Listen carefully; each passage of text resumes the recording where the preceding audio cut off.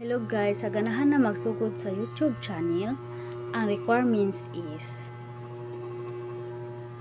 1,000 subscriber, then 4,000 watching hour.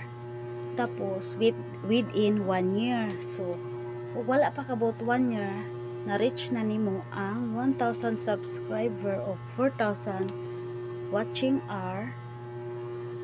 Pwede within 2 months, 1 month, kung na-reach na nimo, mag-start na kag-income kay kuan na ka ma-monetize na maka sa YouTube channel o mura na ang requirements guys.